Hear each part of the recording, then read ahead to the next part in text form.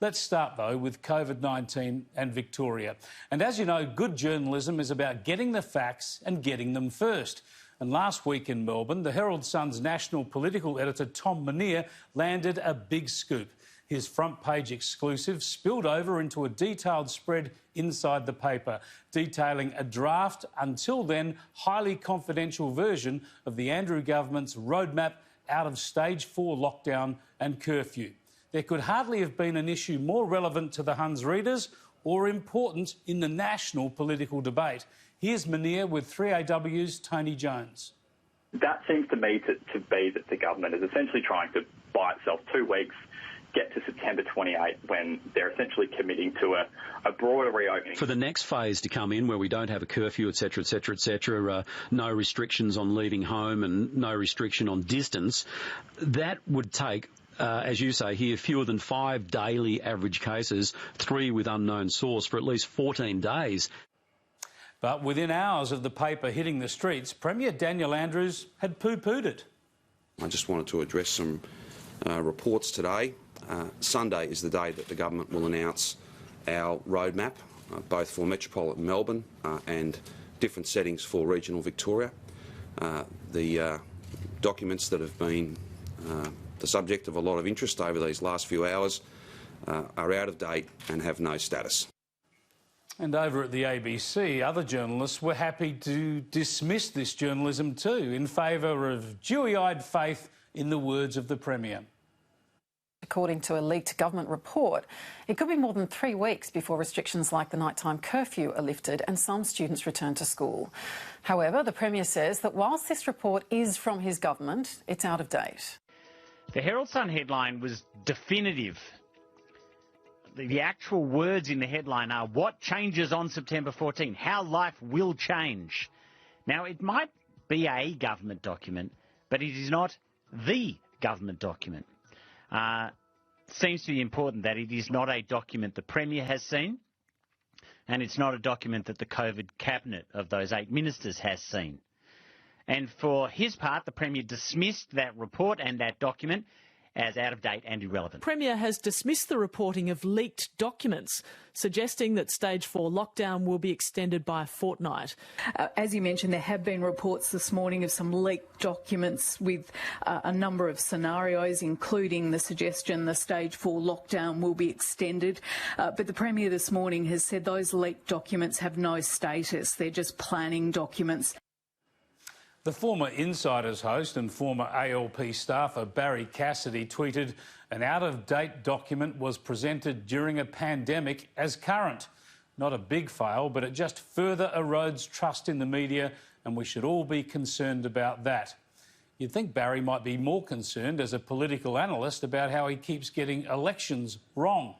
Anyway, at least one person at the ABC put some faith in the story, with Michael Rowland tweeting, Melbourne's tough stage 4 lockdown to be extended by another fortnight, according to Vic government documents obtained by the Herald Sun. Still, Rowland did go to water pretty quickly when Andrews dismissed the story, suggesting the onus was now on the newspaper's editor to substantiate it. And Nine Newspapers UK correspondent Bevan Shields remonstrated with Rowland, saying the story by Tom Minear, who was a first-rate journalist, clearly says that the documents are a draft and final elements will be refined this week. Rowland then protested. This is the full spread treatment the draft gets in the Herald Sun today. People could be mistaken for thinking, well, thinking what? That the documents were for real and gave an indication as to what was about to be announced? Fast forward to the Sunday announcement that all of Victoria had been waiting on. Victoria's road out of COVID is a long and winding one, and normal is some time off.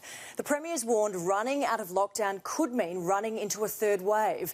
So Melbourne stage 4 restrictions have been extended by 2 weeks, kicking off a 5-step plan that will likely take us into December. The third step requires a 14-day average new cases of 5 or less.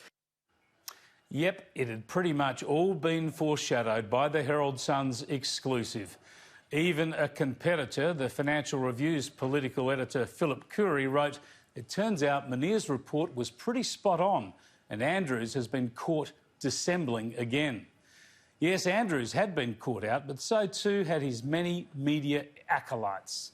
At least a contrite Rowland tweeted, turns out the draft plan obtained by the Herald Sun last week was pretty close to what the Premier announced today. So credit where credit is due to Tom Muneer. Well done, Michael Rowland, on making that concession at least. So why did so many ABC journalists initially accept at face value the Premier's denial? What a worry this compliance is at a time of unprecedented government intervention and unchecked government powers. This is where Barry Cassidy's quote might be more applicable. It just further erodes trust in the media, and we should all be concerned about that. Let's bring in our panel now. Businesswoman, columnist and commentator Gemma Tognini joins us from Perth, and Sky News digital editor Jack Houghton joins us from the studio as well. Let's go to you first, Gemma. The ABC is just so desperate to believe the Premier rather than an exclusive by the Herald Sun. Well, media competition, Chris, is nothing new, as you and I both know, but that was an extraordinary miss by the ABC. And as to why, look, you know, newsrooms have cultures. Every newsroom has a culture, and that culture is typically set by the, you know, anything from the publisher, who in this case is the government, although at arm's length. But it's about the news director, and it's about groupthink. I think what we're seeing here in the ABC's political bias is groupthink gone mad. I mean, as you so rightly pointed out in your editorial, the questions, what we saw from the media in this case was a regurgitation. It wasn't a questioning. It wasn't a, you know, it's like, what is it, a week and a half later that someone's finally saying, hang on a second, who authorised this curfew? Why wasn't that the first question asked? Yeah, why wasn't that covered? We'll get to that in a second. But, Jack, here's a story. Instead of reporting it or trying to check the facts, the ABC just wants to poo-poo it because the Premier does. Well, yeah, I think it just demonstrates that they're not actually journalists. And there's an old saying in media that journalism is publishing something that somebody doesn't want you to publish, and everything else is simply PR. And I think that really makes sense in what we're seeing in Victoria, because the media pack, they seem so obsessed with running a protection racket that they're not doing their jobs. And in the moment that a journalist comes out with a legitimate scoop, they're so upset that they're being scooped, they have to try and tear it down. And what's their evidence? Well, the almighty government told us it was incorrect. That has now turned out to be incorrect. Daniel Andrews, I won't quite outright say he was lying, because he was very, very mischievous with his words, saying, well, it's out of date. I mean, yeah, maybe he updated the colour coding. There were a couple of little things that were updated. But he tore it apart and he discredited this journalist. And he actually owes this journalist and everybody in Victoria an apology for insinuating that this plan was false when it turned out to be so true. Well, this ABC pack too, they're just forgetting their number one priority, and that is to get the facts to the public. This information happened to be very, very important for Victorians and the rest of us around the country taking a great interest as well. Now, the very same journalists, of course, a lot of them get to sit in a press conference almost every day with the Chief Medical Officer, Brett Sutton, along with the Premier, Daniel Andrews. But it was only when Brett Sutton turned up on a commercial radio station, 3AW, and was interviewed by Neil Mitchell, that he got asked some pretty crucial questions. Have a listen. Has the government ever introduced something without your advice or against your advice? No, not against my advice. You know, the curfew came in as part of the state of disaster, for example. It wasn't a state of emergency requirement. So, you know, that was something that was introduced, but it wasn't something that I was against from a public health perspective. But were you consulted on it or not? Yeah, I was consulted on it, but it was a separate decision-making pathway. Would you have introduced it? In public health directions? I'm not sure. I haven't reflected on it. There you go, Neil Mitchell with Brett Sutton. This is the issue you were getting to, Gemma. An extraordinary story there, a very important story if someone just needed to ask the right question. Not just asking the right question, Chris, asking the obvious question. When you're talking about such an incredible erosion in our freedoms, in our liberties, then the first question for any journalist is who said so, on what basis, where's the data, and going again back to that, you know, I don't like to call it a plan because it's not even a shadow of a plan, but, you know, we've now seen in the last week that Daniel Andrews had you know, just making it up as it goes along, and that's taken so long to emerge because the questions weren't asked when they should have been asked, which was from the very beginning. And you know, I don't pretend to be inside Brett Sutton's mind, but I thought his answering of Neil Mitchell's questions was incredibly deliberately sent in one direction, if you get my drift, Chris. No, and it's a massive issue because this curfew is extraordinary. We've seen nothing like it in this country before, Jack. And, of course, Neil Mitchell at 3AW, a Nine Media radio station in Melbourne, he had a great week because a couple of days later he asked the police commissioner, well, did you recommend the curfew? And same answer, no, it wasn't him. Yeah, well, it's funny. I mean, who did come up with the plan? And what you're seeing with a lot of these premiers is, well, this is grounded in health advice. Our hands are tied. We have to follow the health advice. Then you have the bloke whose job it is to base that health advice and then to reflect policy on it, who is saying, well, I actually haven't reflected on it. Now, that's a very important way that he's phrased that, because he hasn't been consulted on it. The curfew is not grounded in health advice. And now, according to the police, it's not grounded in police advice as well. So now you've got a situation where a premier is obfuscating where the information is coming from, who's coming up with the plans. These, as Gemma said, a sweeping erosion of people's rights, arbitrarily dictating when they can and cannot leave the house. I'm sorry, is coronavirus more contagious after 8 o'clock? Can somebody please explain to me why there is a need for a curfew? I mean, he did hint, obviously, that it would make it easier for policing. And that's one thing, and fair enough. But is that a reason to keep everybody inside after 8 p.m. because police are finding it difficult to manage the workload?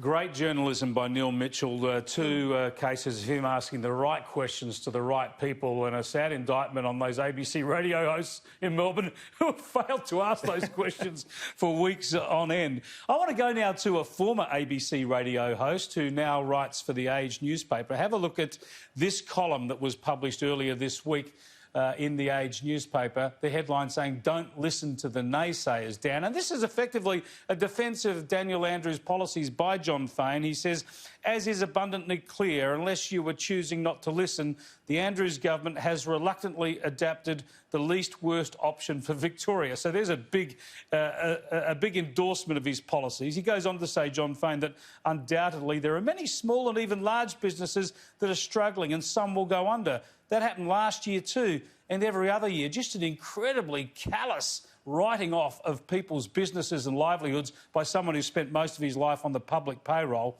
And then he says, granted, this extension of lockdown and the gradual re-emergence is unpleasant, expensive and challenging, but not catastrophic. Not catastrophic, Gemma, as a small business owner. That must make your blood boil. And I tell you, one of the reasons that it's not catastrophic for John Faine, and he doesn't declare this in the article, is he's being paid by the Andrews government to put together their advertising campaign.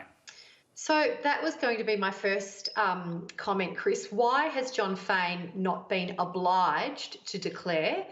Because it's no secret what he does for a living, and that's his right under a democracy to earn a living. But why was he not obliged to declare by The Age that he's currently on the Andrews government payroll?